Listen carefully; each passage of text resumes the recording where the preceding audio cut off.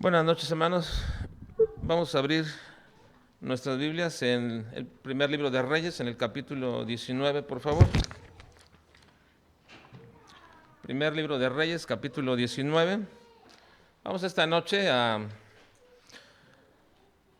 tocar un tema que creo, hermanos, necesitamos todos estar pendientes, todos aquellos que de alguna manera servimos al Señor, hacemos alguna labor, y es precisamente respecto al desánimo. Debemos tener cuidado con el desánimo cuando sirves al Señor. Primer libro de Reyes, capítulo 19.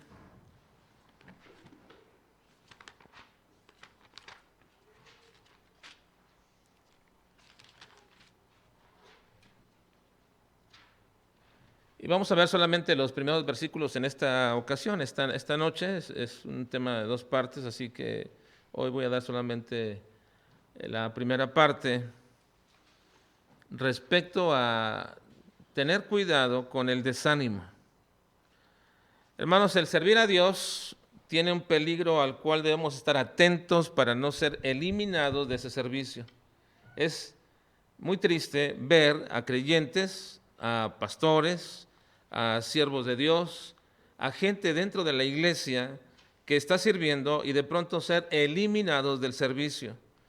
Y ese peligro no viene de afuera, ni de los opositores inconversos, ni siquiera viene, podríamos decir, del diablo mismo. Ese peligro está en nosotros mismos y se llama desánimo. Pero antes de hablar de ello, déjeme puntualizar algo respecto al servicio que creo es importante para establecer. No todo lo que hacemos o no todo lo que decimos que estamos haciendo sirve realmente o decimos que sirve a Dios. No todo lo que nosotros hacemos en realidad es un servicio a Dios. Es un verdadero servicio a Dios, no todo lo que yo digo, sino lo que Dios dice. Mira lo que pensaba Pablo antes de su conversión. Hay mucha gente que piensa que sirve a Dios, pero Pablo mismo pensaba que servía a Dios. Dice en Hechos 26, 9 y 10, dice: yo ciertamente había creído mi deber, como era un judío, y era un judío muy comprometido con la religión judía y con Dios. Él dice: yo creía ciertamente mi deber hacer muchas cosas contra el nombre de Jesús de Nazaret, lo cual también hice en Jerusalén. Yo encerré en cárceles a muchos de los santos, habiendo recibido poderes de los principales sacerdotes, y cuando los mataron yo di mi voto. El apóstol Pablo creía, estaba engañado a sí mismo de que él servía a Dios de esta manera. Ahora, también hay personas que pensando que sirven, que están sirviendo al Señor, causan tropiezo. Dice Romanos 16, 17 y 18. Mas os ruego, hermanos, que os fijéis en los que causan divisiones y tropiezos en contra de la doctrina que vosotros habéis aprendido, y que os apartéis de ellos, porque tales personas no sirven a nuestro Señor Jesucristo, sino a sus propios vientres, y con suaves palabras y lisonjas engañan los corazones de los ingenuos. Así que no toda persona que dice que sirve a Dios con algo que está haciendo, en realidad está sirviendo a Dios. Es claro que cualquier supuesto servicio a Dios no debe proceder únicamente, no debería proceder mi servicio a Dios, o lo que yo digo que sirvo al Señor, no debería proceder únicamente de mi percepción de una necesidad. Es decir, veo que hay una necesidad y la quiero suplir, y entonces cuando la suplo estoy diciendo que estoy sirviendo a Dios. No necesariamente debe venir mi servicio a Dios de la percepción de una necesidad. Tampoco debería venir de nuestro análisis particular de que algunas cosas no están bien, y entonces como yo sé cómo deben de hacerse, pues las voy a hacer. Y entonces comienzo a hacerlas pensando que de esta manera sirvo a Dios. Tampoco viene de un intento de mejorar lo que se ha venido haciendo, pero esto guiado por mi óptica, por mi experiencia o por mi criterio. Muchas veces aludimos a todo eso y pensamos que como lo estamos haciendo o creemos que es mejor hacer de esta manera, estamos sirviendo a Dios. Ahora, la base correcta de cómo debemos servir a Dios no es mi percepción, no es la necesidad que se ve, no es mi experiencia, no es mi criterio, no es nada de esto. La base correcta del servicio a Dios la vemos en el juicio y castigo que Dios trajo sobre Nadab y Abiú en Levítico capítulo 10. Vean por favor el versículo 1. Dice Levítico 10, 1. Nadab y Abiú, hijos de Aarón, tomaron cada uno su incensario y pusieron en ellos fuego. Ustedes recuerden que Nadab y Abiú, hijos de Aarón, estaban ellos sirviendo al Señor, eran parte del servicio del Señor, del servicio sacerdotal, pero dice que tomaron incienso en sus incensarios, pero fuego en sus incensarios, sobre el cual pusieron incienso y ofrecieron delante de Jehová fuego extraño que él nunca les mandó. Estos hombres, metidos dentro del servicio, diríamos levítico, el servicio del Señor, inmiscuidos en todo ello, llevaron a cabo un acto de supuesto adoración al Señor, donde en el incensario ponen un fuego extraño. La palabra extraño aquí significa ajeno. Viene la misma palabra de extranjero. Es algo que no se debería de poner ahí. Ese fuego extraño provenía de otro lado. El Señor había prendido el altar en una ocasión y de ese fuego del altar de ahí tomaban continuamente, del fuego de ahí iban y tomaban para ponerlo en el incensario donde ellos ofrecían al Señor incienso. Pero aquí estos hombres tomaron fuego extraño que Él nunca les mandó. Ahora, ¿qué entendemos de esto, hermanos, respecto al servicio de Dios? Que no es lo que yo pienso que hace falta, no es mi óptica de mejorar las cosas, no es mi experiencia en lo que he venido haciendo, no es mi criterio respecto a lo correcto o incorrecto, sino que el servicio a Dios está basado en lo que Él manda. Lo que Él manda. Estos jóvenes, u hombres, no sé si eran tan jóvenes, tomando ese fuego extraño, pensaron que era igual, daba igual tomar el fuego del altar o tomarlo de cualquier otra parte, o les era más práctico para ellos hacerlo ahí ellos mismos en algún lugar, pero el Señor los trajo un juicio severo, los mató, porque Él nunca les mandó hacer tal cosa. Así pues, el apóstol Pablo se dio cuenta de que su supuesto servicio a Dios al perseguir a los cristianos estaba totalmente equivocado. Dios nunca le mandó eso. Y así podemos encontrar a muchos personajes de la Escritura tratando de hacer algo lo cual Dios no les mandó. El servicio a Dios se hace en lo que Dios manda y se hace como Dios ordena. Así que no todo lo que hacemos debe catalogarse como servir a Dios. No todo lo que hacemos se debe catalogar como un servicio a Dios. A veces servimos a los hermanos y eso está bien. Hay que servir a los hermanos porque es parte de un mandamiento de Dios. Otras veces nos servimos a nosotros mismos. Y podríamos incluso estar sirviendo dentro de la iglesia y aún así no estar sirviendo a Dios. Podría estar haciendo algo yo dentro de la iglesia y aún así no estar sirviendo a Dios. Pero el servicio a Dios, hermanos, es de manera muy específica. Es el cumplimiento del mandamiento claro que nos lleva a que su nombre es proclamado y glorificado, y nosotros necesitamos ser fieles seguidores de Cristo para poder entonces decir que estamos sirviendo al Señor.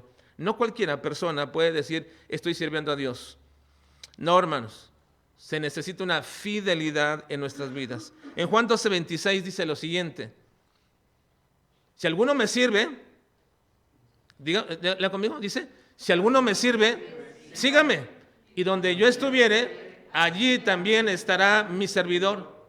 Si alguno me sirviere, mi Padre le honrará.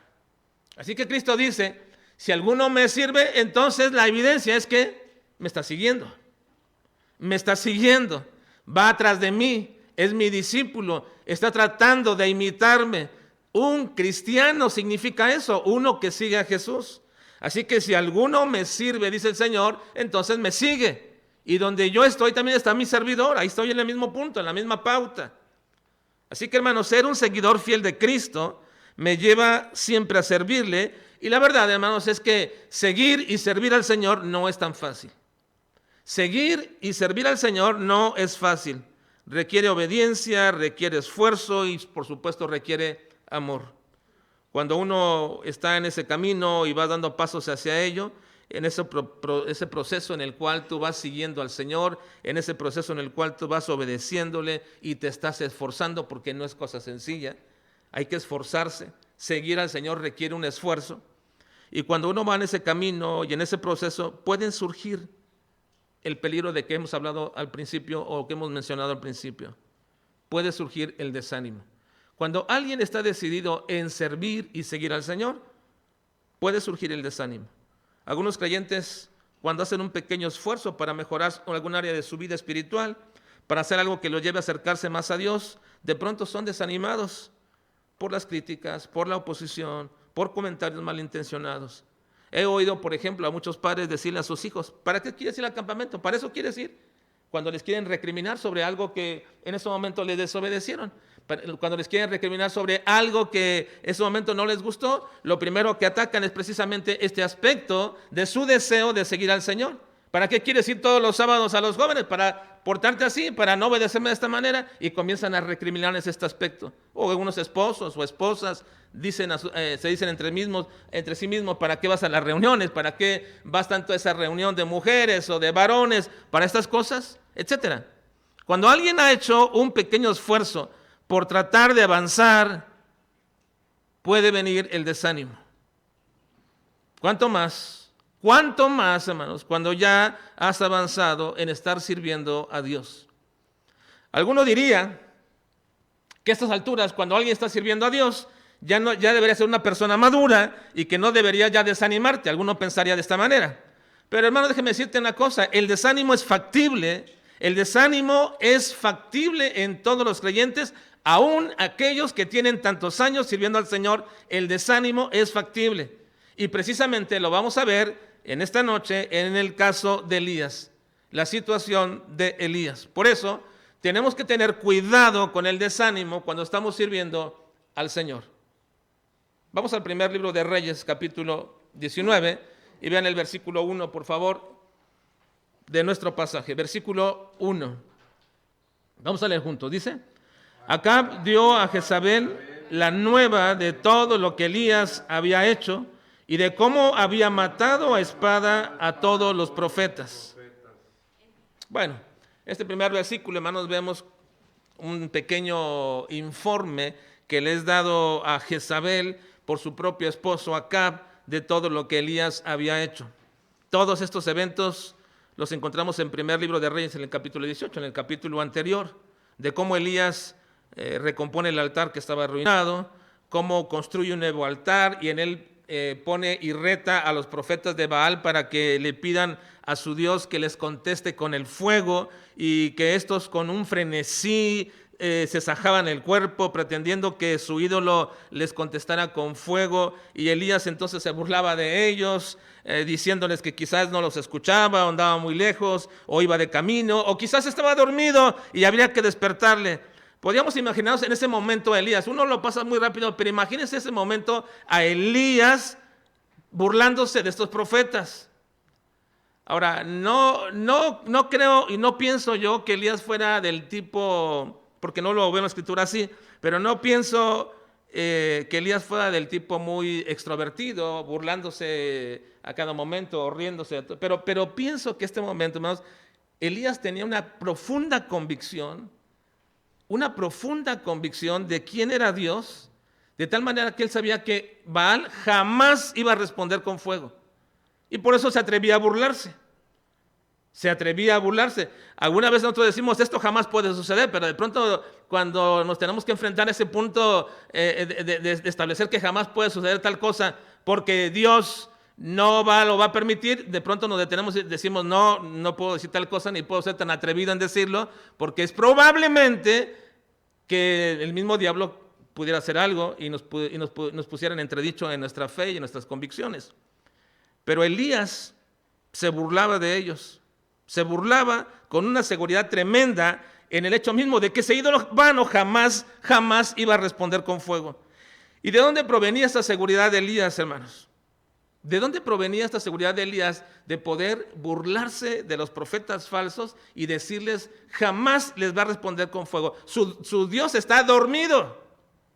Despiértenlo. ¿De dónde provenía la seguridad de Elías en todo este momento? Bueno, esa seguridad de Elías precisamente provenía de que él conocía perfectamente a Dios. Él conocía bien a Dios. Por eso, y esto es muy importante, hermanos, entenderlo, nuestras inseguridades vienen o provienen muchas veces de nuestra falta de conocimiento de Dios. Y es que he escuchado una y otra vez decir que el conocimiento y la teología no son suficientes, o que no son necesarias, o que no sirven de mucho porque si no las practicas, ¿para qué te sirve? Me parece de manera que cuando alguien dice así, de manera muy sutil, está quitando algo fundamental en la vida de todo cristiano. Porque ciertamente una teología que no te lleva a practicar en tu vida actos que glorifiquen a Dios y que tus obras llevan a este punto y que no son motivadas ni incentivadas por esa teología, entonces esa teología es vana, por supuesto. Pero si no hay un verdadero conocimiento de Dios, si no tenemos un verdadero conocimiento de nuestro Dios, sin un avance en nuestra vida teológica, entonces sí te digo una cosa, jamás podrás glorificar al Señor como Él quiere. Es cierto, a veces se vuelve vana la teología de algunos porque en ese supuesto avance no practican obras que glorifiquen a Dios. Pero lo que sí te digo esto, hermanos, es que si tú no avanzas en tu crecimiento teológico, si tú no avanzas en tu conocimiento doctrinal, tú jamás podrás glorificar a Dios como Él quiere. Mucho menos servirlo.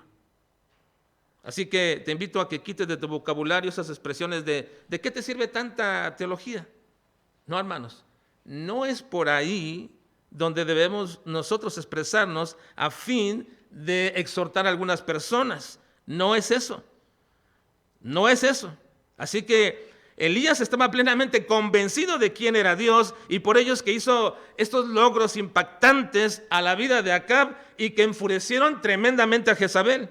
Tal fue el enojo de Jezabel de lo que Elías había hecho con sus profetas y la burla de su Dios, que entonces lo manda a amenazar de muerte. Vean el versículo 2, por favor. Era el enojo tanto de Jezabel que le manda a decir esto. Leamos. Entonces, así me hagan los dioses y aún me añadan, si mañana a estas horas yo no he puesto tu persona como la de uno de ellos. estaba muy enojada Jezabel por lo que Elías había hecho con sus profetas, por la burla a su Dios, por haber puesto toda esa religión cananea en descrédito, que lo manda a amenazar de muerte. Ahora, nosotros pensaríamos, hermanos, que con todo ese ímpetu con el que venía Elías de haber hecho aquella gran hazaña delante de todo el pueblo, Elías estaba pletórico, estaba lleno de energía, que cuando vino aquel hombre a decirle lo que había dicho Jezabel, nosotros pensaríamos que Elías le iba a contestar diciéndole que no le interesaba y que no le tenía ningún temor a esta mujer. Yo pensaría que si viene de esta manera un hombre diciéndole a Elías que mañana lo van a matar y que ella lo va a perseguir por lo que le hizo a sus profetas, que Elías se levantaría y diría, no me interesa absolutamente nada, ni tengo absolutamente miedo de Jezabel, no me importan sus amenazas, porque si creía en un Dios que había contestado con fuego y que había reivindicado su posición como profeta, también entonces lo cuidaría de esa perversa mujer. Pero, hermanos, uno pensaría que sería así, pero no fue así. No fue así. Elías, hermanos, había hecho algo tremendo unos días atrás. Se había burlado de los profetas, los había matado, había hecho algo tremendo con una fe y una valentía delante de todo el pueblo. Y viene una mujer y lo amenaza, y Elías no respondió como pensaríamos que respondería todo hombre que está confiado en el Señor. ¿Qué fue lo que pasó? Vean el versículo 3, ¿qué hizo Elías? Versículo 3. Dice, viendo pues el peligro,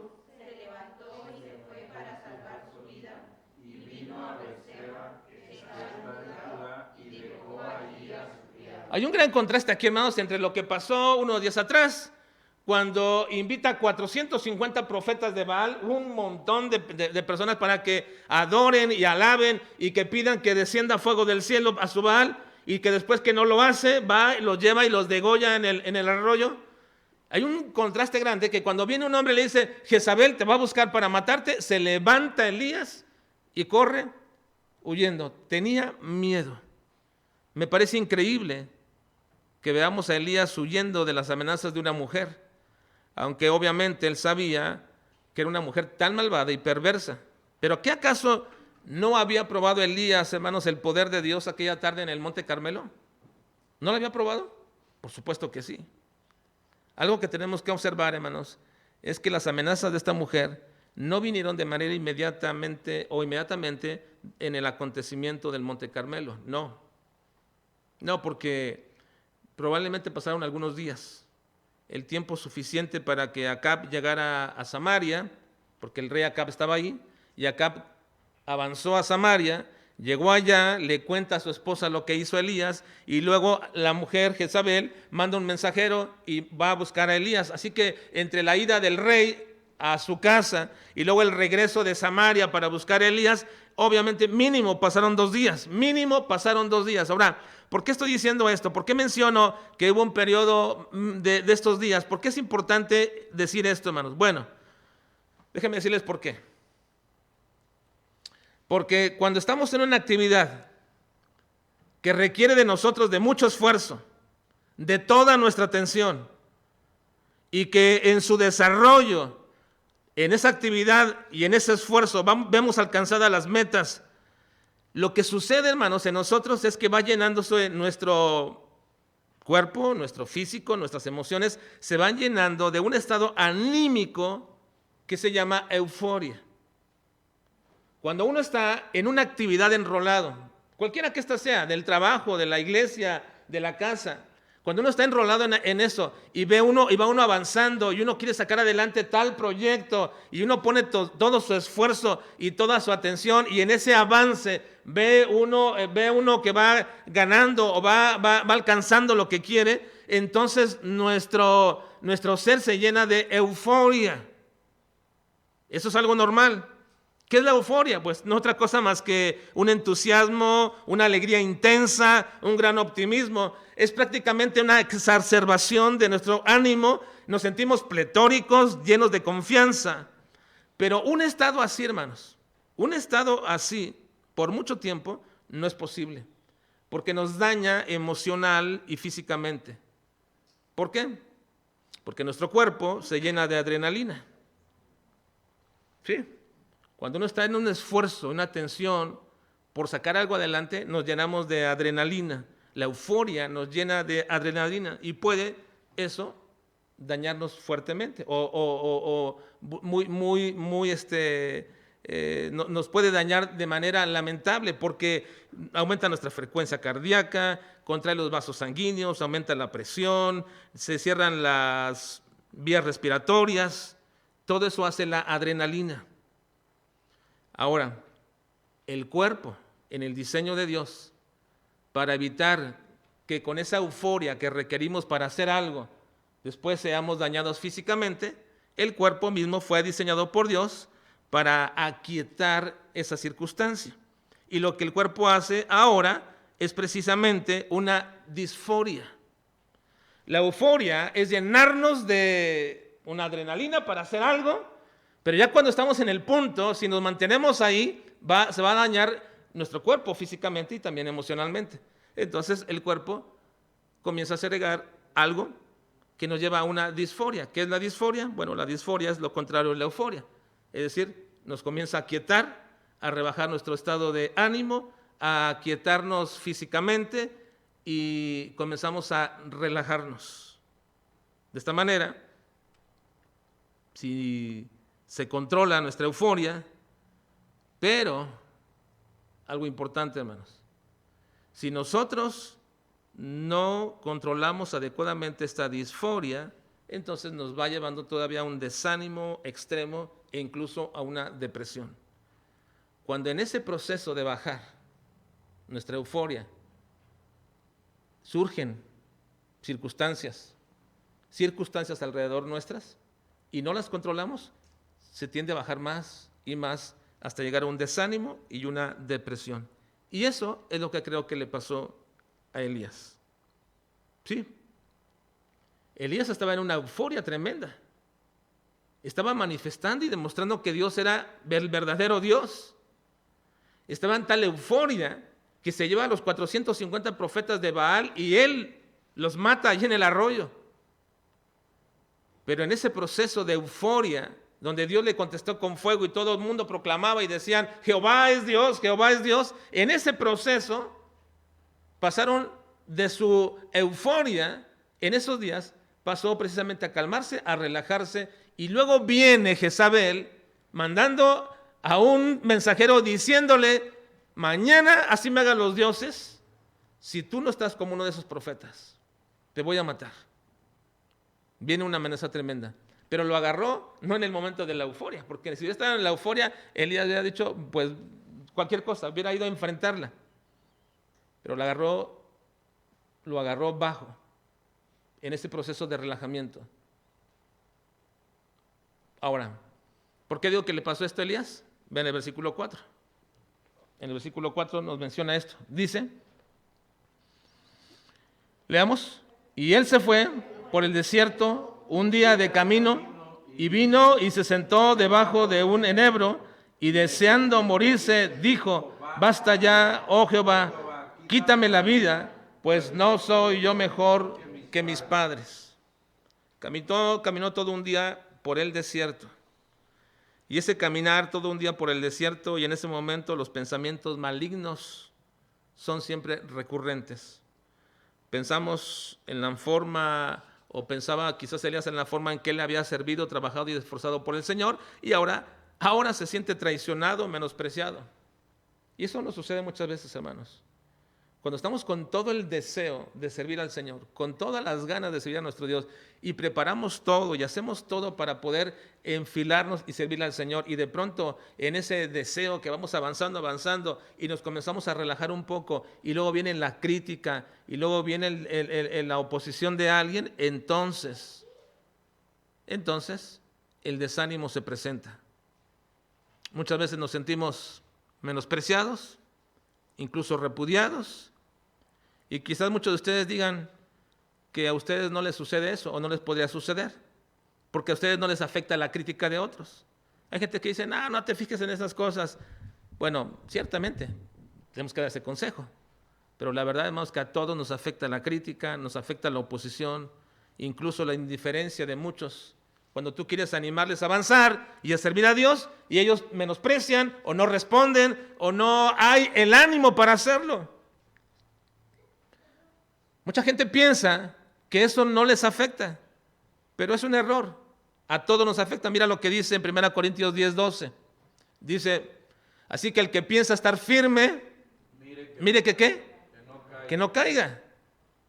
Si tú piensas estar firme, si estás en el ánimo de servir al Señor, mira, detente, observa que no vayas a caer, porque es factible caer. Ahora, caer implica muchas cosas. Y en el pasaje ahí implica precisamente el hecho de no caer de la posición donde tú estabas o donde pretendías estar. Si alguno piensa estar firme, mire que no caiga. Ahora dice Gálatas capítulo 6, versículo 1 también. Hermanos, si alguno fuere sorprendido en alguna falta, vosotros que sois espirituales, restauradle con espíritu de mansedumbre, considerándote a ti mismo, no sea que tú también seas tentado. O sea, tú piensas que tu vida espiritual está bien y que puedes llamarle la atención a tal o cual hermano y exhortarle y verle y decirle, bueno, tú estás mal en aquello, en lo otro, ciertamente está bien y tienes una demanda de parte de Dios de poder ayudar a tus hermanos, pero dice el Señor, ten cuidado de ti mismo porque tú también podrías ser tentado. Tú también podrías caer.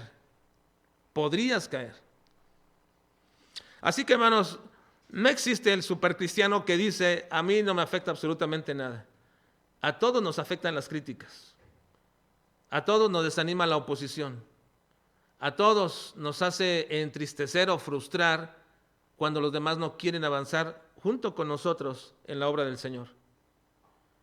He escuchado a muchas maestras de escuela dominical desanimarse cuando les envían tareas a sus niños para que las repasen, para que se aprendan el texto de la Biblia, y los niños no hacen absolutamente nada porque sus papás no los animan, no les ayudan, porque piensan, bueno, tienen tantas cosas que hacer, añadirle más tareas y cosas como estas, menospreciando entonces algo tan importante como lo espiritual, y se sienten frustradas. ¿Cuántas veces no hemos emprendido proyectos nuevos en nuestra iglesia, que esperando que cuando todos dicen amén, amén, que así también se involucren, y cuando uno les dice 1 o 2 o 3? La oposición, la indiferencia nos afecta a todos. Elías, hermanos, es considerado el más importante de los profetas del Antiguo Testamento. Tenía una relación con Dios tan especial que Dios se lo llevó en un carro de fuego. Pero fue afectado en ese momento de su vida. Y llegó a tal punto de su afectación que se deprimió.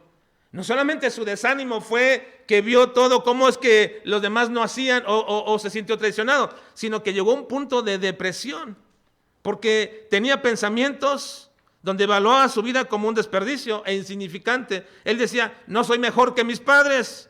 Es decir, yo no sobrepaso la medida de mis antecesores que son tan pecadores, sigo siendo igual que ellos, yo no soy mejor que ellos. Deseaba también morirse y le pedía a Dios que le quitara la vida, y se mantenía dormido continuamente. Esos son signos inequívocos de una depresión extrema. Ven el versículo 5 y 6, por favor. 5 y 6, dice, todos juntos leamos, y echándose debajo del enebro, se quedó dormido. Y aquí luego un ángel le tocó y le dijo, levántate, come. Entonces él miró, y aquí a su cabecera una torta cocida sobre las ascuas y una vasija de agua, y comió y bebió y volvió a dormirse. Y volvió a dormirse, ¿verdad?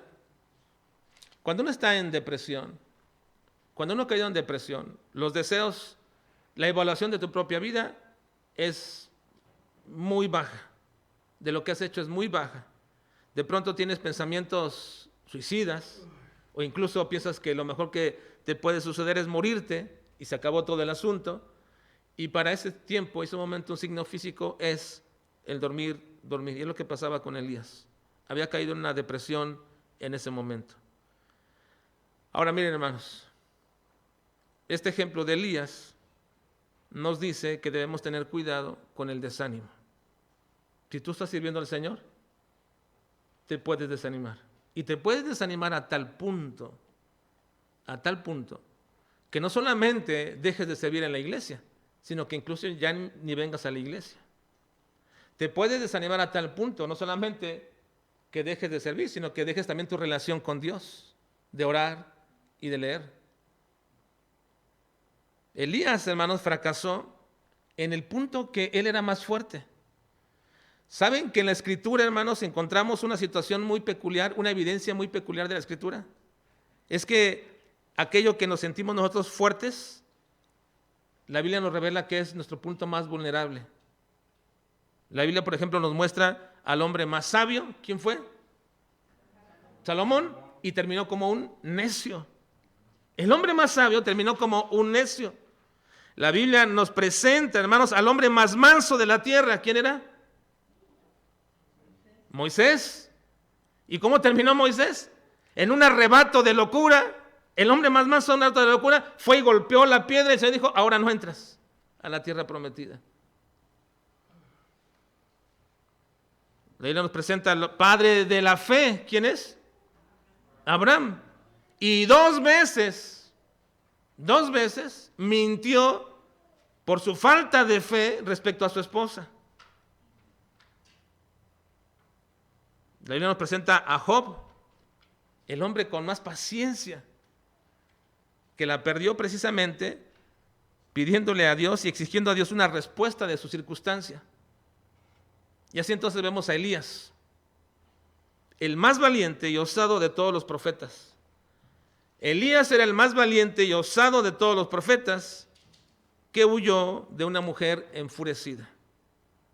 Todo esto, hermanos, nos muestra que cuando perdemos de vista al Señor dentro de nuestro servicio y comenzamos a observar y a ver las críticas y la oposición y nos centramos en ella, entonces pronto nos vamos a hundir como Pedro en el mar cuando quitó la vista del Señor Jesucristo.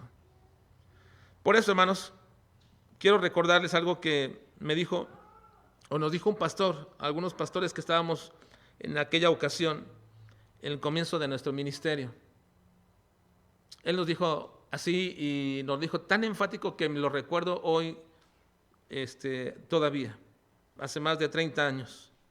Él dijo, después de una grande victoria, viene un relajamiento físico. Eso es normal. Después de una gran victoria, viene un relajamiento físico. Y por ende, también viene un relajamiento espiritual. Cuando tú te relajas físicamente, junto con ello también viene un relajamiento espiritual. Por eso decía él, el día más peligroso de un pastor es el día lunes. Sí, porque después de pasar un domingo en el servicio del Señor y ver lo que Dios hace y de pronto ver las bendiciones o llevar a cabo todo el programa de servicio, de adoración y predicación en ese día domingo, después viene un relajamiento físico. Porque aunque ustedes no crean, hermanos, estar predicando desde acá arriba es una presión continua. Es una situación muy fuerte. Hay una tensión y un estrés continuo, sobre todo cuando te sientes o sabes que debes estar predicando la palabra de Dios de la manera más fiel y mantenerte en esta postura. Hay una presión muy continua. Y después de esto viene un relajamiento físico. Y por lo mismo, también puede venir un relajamiento espiritual. Así que, hermanos, si tú estás sirviendo al Señor y después de hacer un servicio en ese proceso que tú haces y avanzas, estás lleno de euforia, estás lleno de ánimo y de pronto ves la oposición y la crítica, ten cuidado con el desánimo, porque va a venir. Y junto con el desánimo viene también un relajamiento espiritual y un peligro muy grande en tu vida. Así que, sí, hermanos, aunque nos creamos tan fuertes o tan maduros, podemos caer en el desánimo. En el desánimo. Y yo te digo, ten cuidado con el desánimo. No sé todo lo que tú haces para el Señor. Sé que te involucras, o que la mayoría aquí está involucrado en alguna labor, en algún trabajo de la obra del Señor. Intentas avanzar en eso, pero ten cuidado con el desánimo. Ahora, ¿qué fue lo que hizo Dios, hermanos, con Elías? Para levantarlo de ese momento de desánimo y de depresión espiritual. ¿Qué fue lo que hizo Dios con Elías? Lo mismo que hace y hará con nosotros. Y lo vamos a ver la próxima semana. Así que, hermanos, por ahora, simplemente recordemos que es factible que nos podamos desanimar. Es muy factible que caigamos en el desánimo. Ten presente eso y que el Señor nos ayude para que ese desánimo no sea objeto de un relajamiento espiritual en nuestras vidas. Vamos a orar, por favor.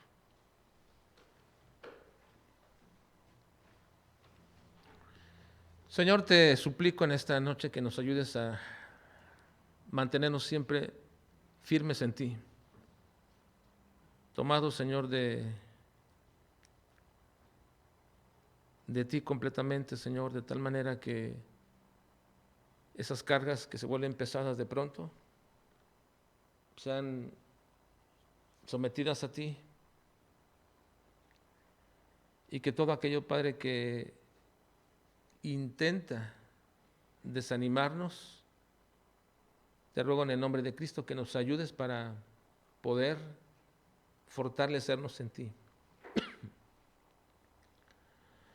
Te ruego, Señor, que nos ayudes y que cada uno de mis hermanos que están aquí haciendo un esfuerzo y que están motivados, Señor, en avanzar en su vida espiritual y que están deseosos, Señor, de involucrarse en tu servicio y proclamar tu nombre y hacer que en alguna forma, Señor, otros más puedan escuchar de Jesucristo. Señor, te ruego en el nombre de Cristo que nos ayudes para mantenernos firmes en ti, Señor.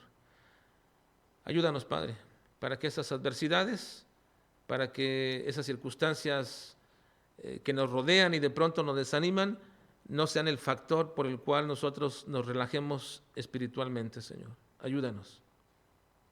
En tus manos nos ponemos, guárdanos en el nombre de Jesucristo. Amén.